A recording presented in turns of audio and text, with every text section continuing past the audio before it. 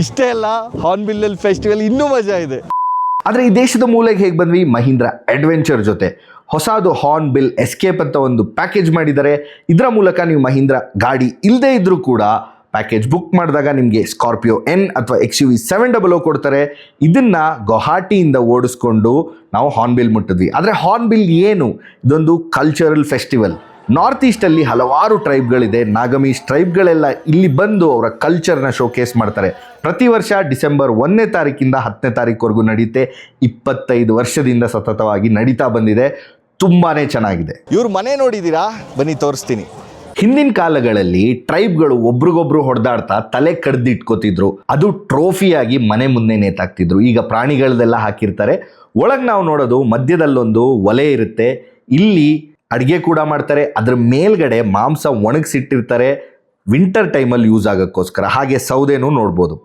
ಧಾನ್ಯಗಳನ್ನು ಎಲ್ಲ ಕಡೆ ಸ್ಟೋರ್ ಮಾಡಿ ಇಟ್ಕೊಂಡಿರ್ತಾರೆ. ಈ ಒಂದು ಹಾಲಲ್ಲೇ ಒಂದೊಂದು ಟ್ರೈಬಿನ ಜನಗಳು ವಾಸ ಇರ್ತಾರೆ. ಊಟಕ್ಕೆ ಇಂಥದ್ದೆಲ್ಲ ತಿನ್ನಕ್ಕೆ ಸಿಗುತ್ತೆ, ಟ್ರೆಡಿಷನಲ್ ಟ್ರೈಬಲ್ ಟೇಸ್ಟ್ಗಳಲ್ಲಿ.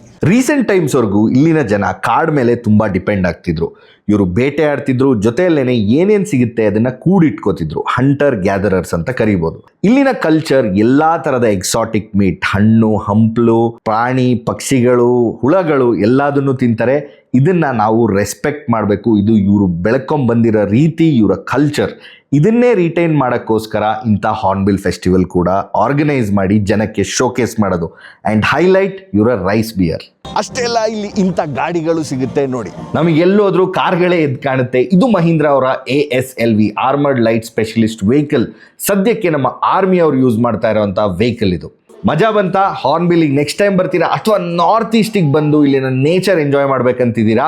ಇಲ್ಲಿಗೆ ಬರೋಕ್ಕಿಂತ ಮುಂಚೆ ಒಂದು ಇಂಪಾರ್ಟೆಂಟ್ ಡಾಕ್ಯುಮೆಂಟ್ ನಿಮಗೆ ಬೇಕೇ ಬೇಕು. ಅದೇನು ಅಂತ ನೆಕ್ಸ್ಟ್ ರೀಲಲ್ಲಿ ತಿಳಿಸ್ಕೊಡ್ತೀನಿ. ಸೊ ಫಾಲೋ ಮಾಡ್ಕೊಳ್ಳೋದನ್ನು ಮರಿಬೇಡಿ.